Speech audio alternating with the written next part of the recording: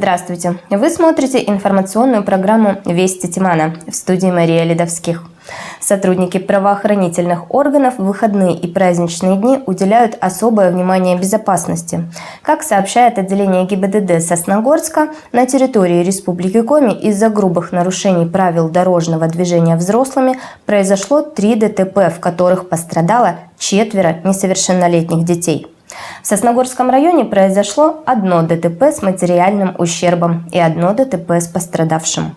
Сотрудниками ГИБДД города Сосногорска пресечено 161 правонарушение правил дорожного движения, из них 11 водителей управляли транспортным средством в состоянии опьянения, 2 водителя управляли транспортным средством, не имея права управления транспортным средством, 1 водитель управлял транспортным средством, будучи лишенным права управления, 1 водитель нарушил правила перевозки детей. Также 11 автомобилистов забыли пристегнуть ремень безопасности, 1 водитель не пропустил пешехода, а 30 нарушений связаны с незаконной тонировкой стекол автомобиля. Госавтоинспекция призывает водителей к предельной концентрации и внимания за рулем. Снижение скорости и увеличение дистанции могут вам избежать аварийных ситуаций. Откажитесь от рискованных маневров, которые могут привести к потере контроля над автомобилем. Особенно, когда в салоне находятся дети, перевозить которых необходимо с соблюдением всех действующих правил безопасности. А вот сотрудники отдела надзорной деятельности отметили, что в этом году новогодние праздники прошли более спокойно. За прошедшие 10 дней на территории Сосногорского района произошел 1 пожар, тогда как в прошлом году за такой же период было ликвидировано 3 возгорания, в одном из которых был погибший. Для предотвращения возникновения пожароопасных ситуаций сотрудники УНД провели на каникулах ряд профилактических мероприятий.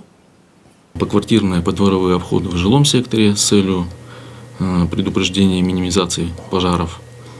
Также проводились профилактические мероприятия на объектах социальной сферы с круглосуточным пребыванием людей.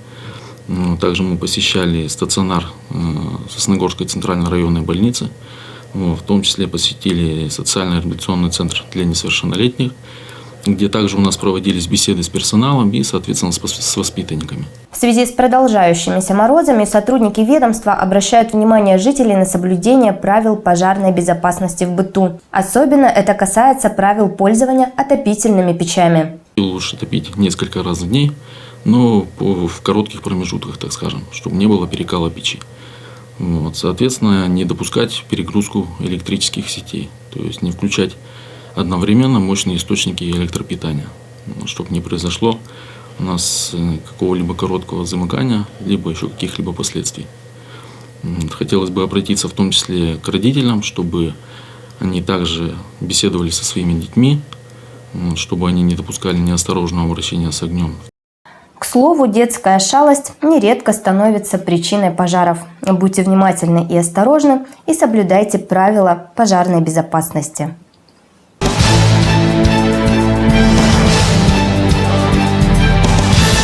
С Нового года в нашем регионе увеличен минимальный размер оплаты труда. С января месяца он превысит 32 тысячи рублей, а в северных муниципалитетах республики – 40 тысяч. Увеличение МРОТ по всей стране затронет как минимум 27 тысяч работников госучреждений в Коми, приводит данные Министерства экономического развития, промышленности и транспорта. С учетом районного коэффициента и северной надбавки с 1 января МРОТ в республике составляет от 32 712 рублей в южных районах до 46 181 рубля в самой северной территории в Воркуте. Власти Коми поддерживают семейные пары старшего поколения. А с 1 июля прошлого года введена единовременная денежная выплата в размере 50 тысяч рублей парам, состоящим в браке 70 и более лет. В 2024 году такую выплату смогут получить супруги, которые женаты больше 65 лет.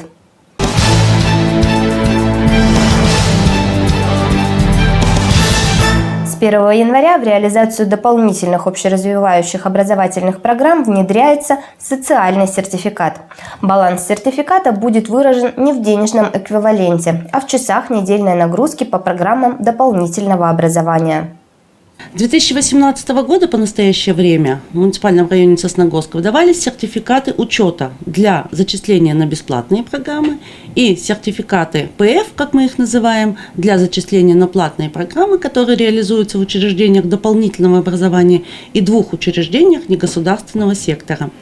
Социальный сертификат – это не документ, это опять же реестровая запись в информационной системе ПФДО, которую многие родители уже знают. Если ваш ребенок уже был зачислен на платную программу, вас автоматически образовательная организация переведет на новый финансовый год.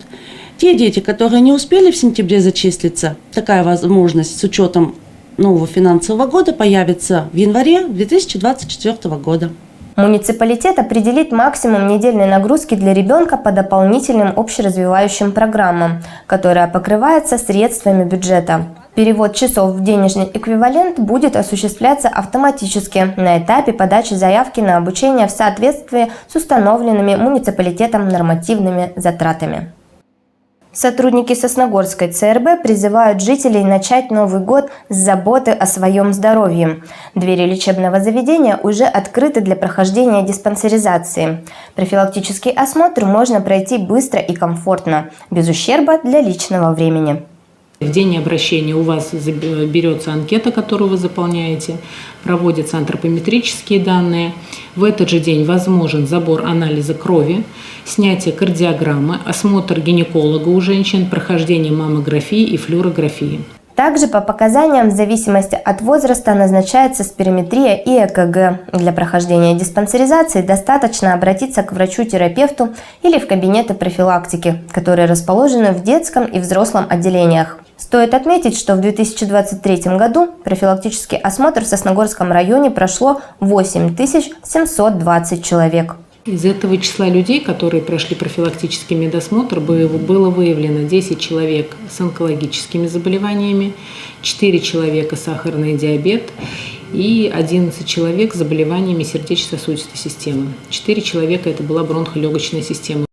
Напомним, что для прохождения диспансеризации работодатель обязан предоставить оплачиваемый выходной день, а благодаря усилиям сотрудников ЦРБ пройти ее можно всего за 1 день. К слову, больница продолжает улучшать свою работу по всем направлениям. На сегодня она полностью укомплектована необходимым диагностическим оборудованием. В положительную сторону решается вопрос с дефицитом кадров. В конце декабря у нас пришел новый специалист, это врач-терапевт. И в январе со вчерашнего числа у нас приехал врач-онколог, который будет работать на постоянной основе.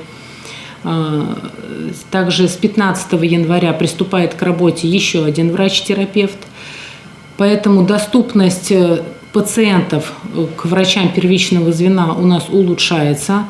Врач-кардиолог у нас, вы знаете, уже вышел с декретного отпуска, она работает на ставку. И дополнительно также работает еще один врач-кардиолог, она принимает пациентов 2 раза в неделю. В завершение выпуска коротко о погоде. Конец недели будет пасмурным с небольшим снегом и ветром. Температура останется низкой, до минус 28 градусов днем и до минус 31 ночью. На этом пока все. Увидимся в ближайших выпусках нашей программы. Всего доброго и до свидания. Военная служба по контракту. Работа для настоящих мужчин. Для заключивших контракт предусмотрены социальные льготы, гарантии и выплаты. Подробности по телефону в Сыктывкаре 32 15 88.